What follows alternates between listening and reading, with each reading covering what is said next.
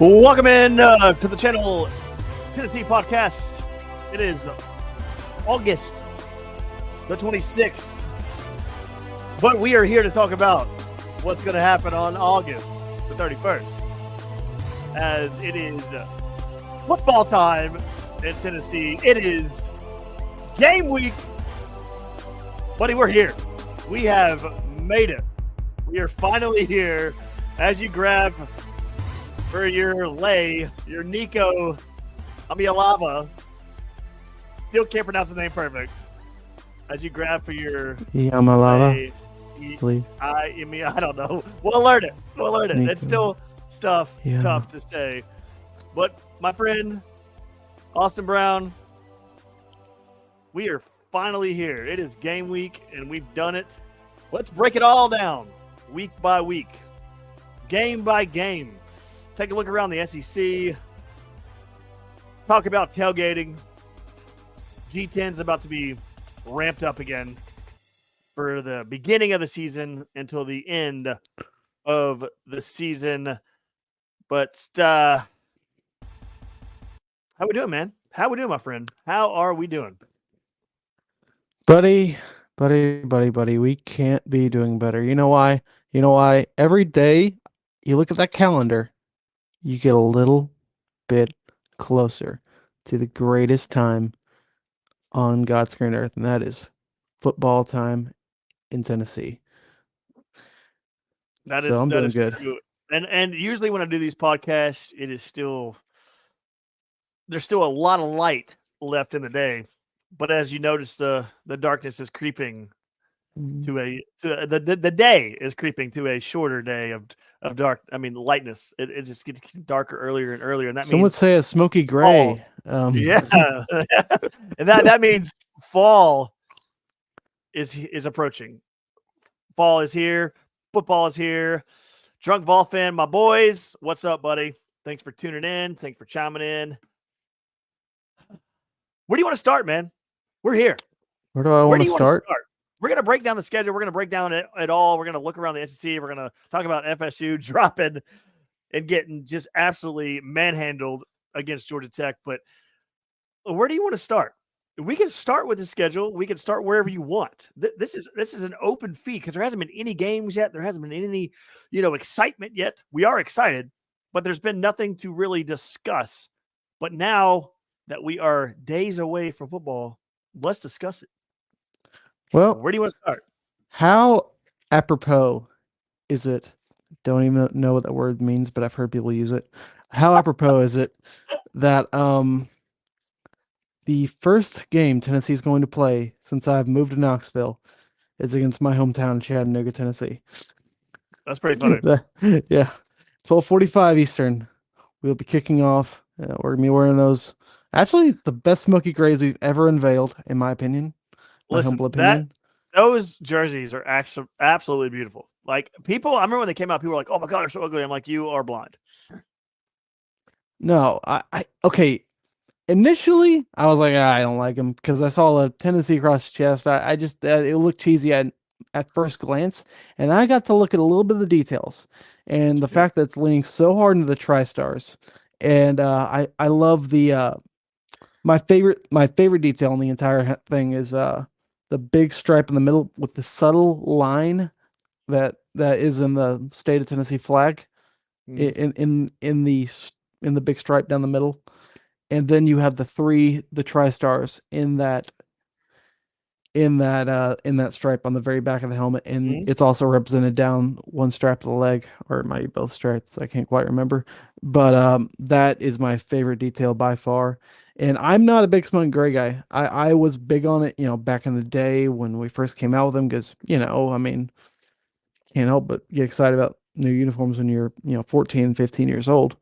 But I don't know, like I kind of wish we'd wear traditional uniforms in big games, and I still feel that way. So I'm kind of happy we are unveiling these uniforms against UTC because you get the experience of having a cool uniform, but you don't have to use it for a big time game. I wouldn't hate if they did it against Mississippi State or something, but I like it. I like it here. I agree. Like I love this uniform, I think it is the cleanest one we've ever had. I mean, I think it's just looked so good. But I agree with you about doing it in a smaller game and not having to do it in a large capacity game. I just Well, it's Neyland Stadium. I think all the games will be large capacity. Well, you get what I'm saying though. It's like when we face the Floridas, the Alabamas and Georgias, man, I love just the orange. Like, just give me the orange. But like these games, like you're mentioning, the Mississippi State or like Chattanooga, that's fine for me because we and you were talking the other day. It's like, oh, we kind of get it out of the way. We get to see it. It's beautiful. It's awesome. Yeah. But then we ain't got to worry about it again. And we just get to see the traditional orange and white. Like I don't know. There's something about seeing the orange and the white against the crimson and the white, orange and the white versus the Gators uniforms versus the Georgia uniform. Well, like it's just so traditional looking. Well, it's actually when you're going head to head with the teams you hate the most, your pride is most definitely on the line in those games. Mm-hmm. You want to see your team wearing what represents them best. And what is that? That's orange and white. Those are our colors. There's no breaking in that. They used to do black outline on the numbers. I didn't hate that. And some people really liked it, but people like Johnny Majors didn't like it. And the only colors that are supposed to touch our uniforms are orange and white. And that's how it's supposed to be when we're up against our biggest competition. Now, not going to get into the some people go a little overboard with the tradition stuffs because it's like they make it out to be like, oh, if you aren't everything traditional at every single point in time, that means you hate tradition. I'm not about that. I do get occasionally emotional with this kind of stuff, as I'm known to do. We know. Yeah. We know. I initially thought I'd have more of a negative reaction to the Pilot Flying J sponsorship, but once it made it clear it wasn't taking away from the name of Neyland Stadium at all. It wasn't putting like anything on it necessarily. Like anytime an announcer says "Welcome to insert here," it'll always be "Welcome to Neyland Stadium." Like it didn't kill me when Food City took over the TBA, because to be honest, TBA is kind of it's not a holy place like Neyland Stadium is, and But it still says Thompson Bowling on the arena. Like it still says Thompson Bowling. Like it's still there. Like you got to understand. Like we enter a time period of where you're going to have to keep up the times, or you are not going to get the players you want. That is kudos to Danny White, because people can freak out and be dumb all they want to.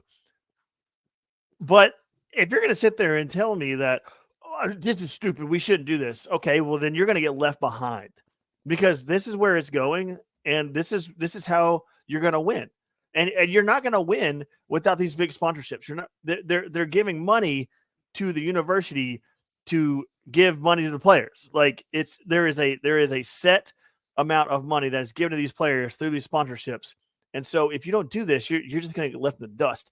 And I don't know about you, Austin, and I don't know about anybody else listening, guys, but I'm sick and tired of what happened for the last 15 years before the last 3 years that we just had. I was tired of that shit. I was tired of it. I was over it. So I'm not going back to losing. I'm gonna do whatever we got to do to win. I don't care. And I said that so many times.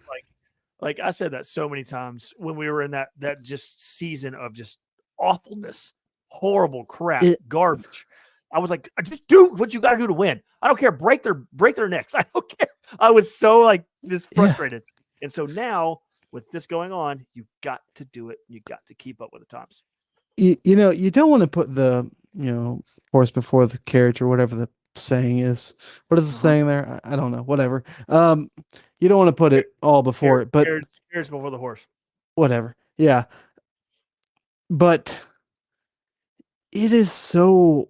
There is just a difference right now. You feel like this is the season Tennessee football has truly arrived. Because 21. I mean, honestly, we'd had no expectations, and we end up kind of exceeding them by winning 7 games. And then 22, Obviously, we came in thinking 9-3, 9-3, 9-3, and before I knew it, we were number one in the country when the college football playoff was unveiled after we defeated LSU, Florida, and the Alabama Crimson Tide for the first time since '06. So yeah, that was obviously 22 is that season where we felt like, oh my God, we're back. But then, we had 23, and a lot of people, I guess, around the nation probably looked at the 2023 season, saw us lose to Missouri, Florida, Alabama, and Georgia, and thought, oh, Tennessee's going back to where they belong. No, though, honestly, I saw steps being made last year that weren't there in 2022 when we beat Alabama, when we beat Florida. I saw the fact that I kind of understood why the offense didn't work, which is because our quarterback wasn't that good. I hate to say it, but that's going to get me roasted. No, it's not. People like to. If people can't see that, then I don't know what to tell them. That last was the whole problem.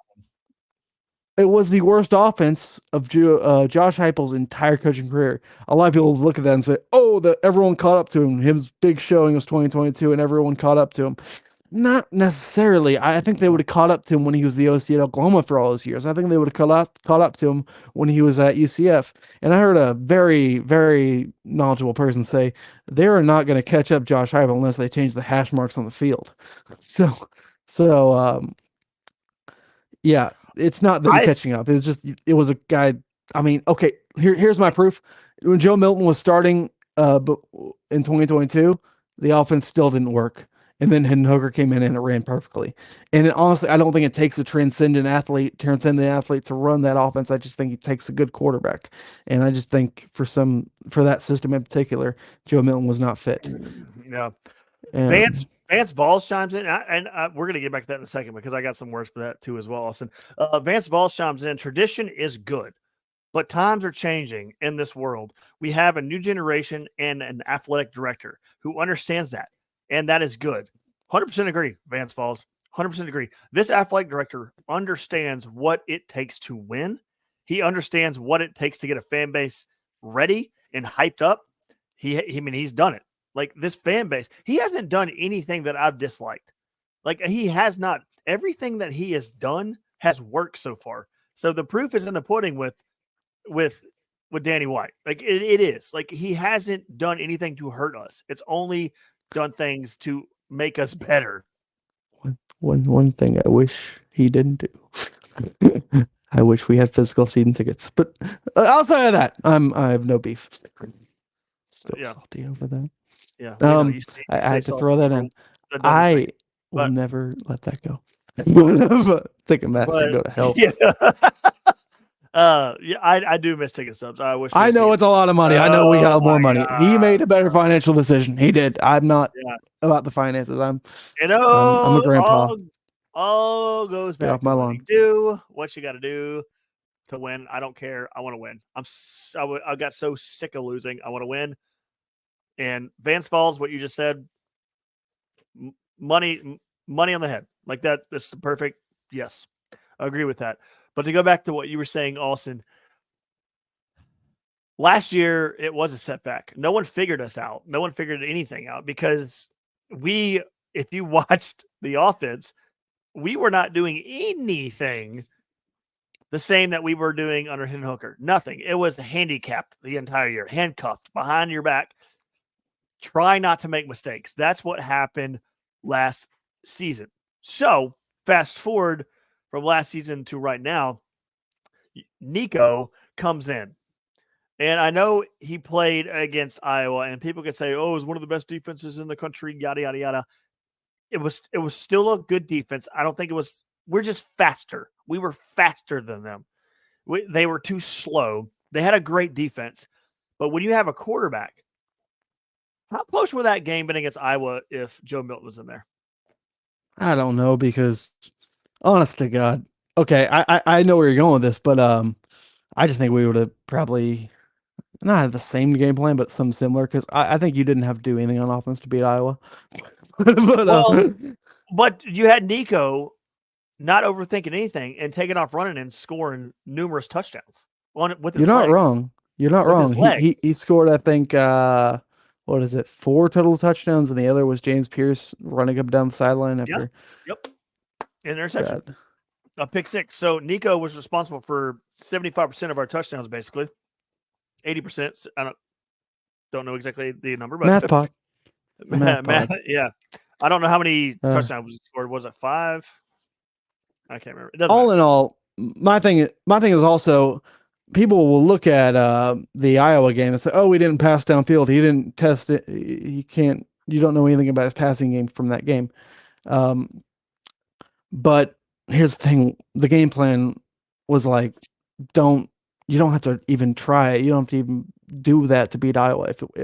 Because at the end of the day, the goal is to win the game, and with Iowa, the only way you're going to lose to them is if you make mistakes. And Josh Heupel, at the end of the day, all he's going to try to do is win the game.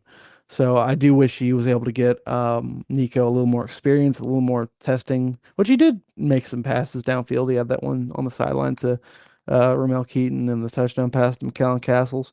But I think people are going to be a little blown away by Nico from everything I've heard. I agree. And I know. It's all talk. It's all every offseason we get hyped up, yada yada yada. But I'm just gonna tell you, he was rated the number one player, the single best recruit in the entire country for a reason.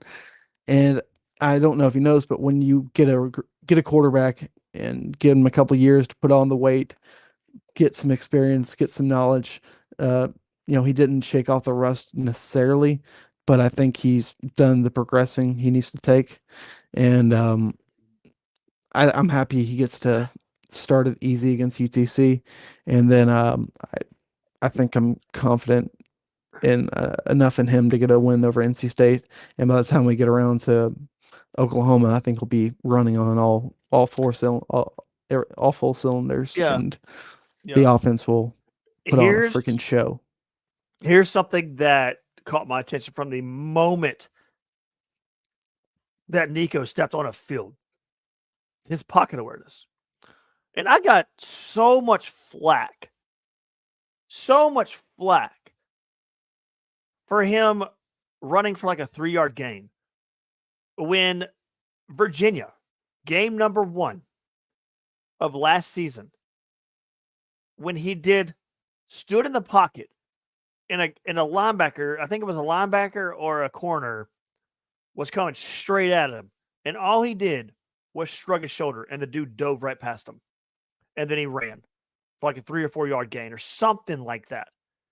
And I remember looking at my fiance and saying, holy crap, that dude didn't even move. He just shrugged his shoulder and the dude flew right past him. His pocket awareness is 10 times as better as last year's quarterback. 10 times. He's so aware of what's around him, his surroundings. And yes, against Iowa, he did get sacked a lot, but you did see the awareness and the pocket presence of him stepping up into the pocket and not just standing there and getting sacked. He stepped up in it and tried to make a play. In that play against Virginia, game 1 of last season, I mean, it told me everything I need to know about pocket awareness for him. And you give that guy time, I think the offensive line is going to be a massive strength this year because you have Hurd coming in from LSU. You got Cade Mays coming back. I mean, you got a solid little group there of players. And I don't know, man. I think you're right, Austin. I think the team is going to just flourish under Nico. And having Chattanooga as game number 1 and not having a away game at some other place, say NC State was our first game. I wouldn't like that. I want Chattanooga, a game like that, our first game, so we can get everything, our ducks in a row, and roll into NC State. I think we're going to blow the doors off them because they're too slow of a team. I think it might be a little bit of a game, but by the third quarter, we'll be kind of making our way. I can't hear you.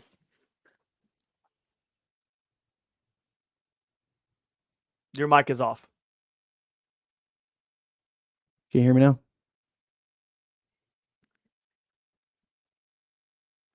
Can you hear me now?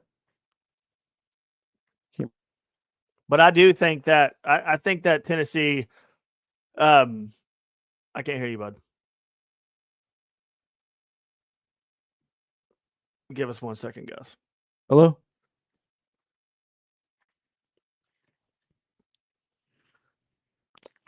Hello? Can you hear me?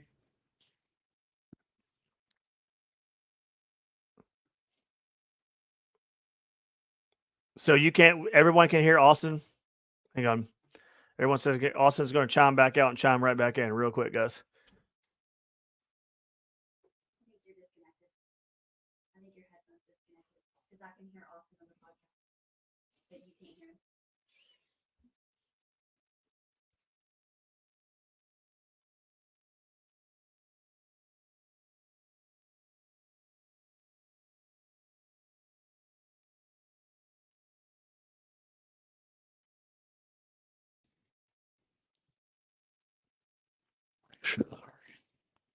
Is this working now? You hear me? You hear me?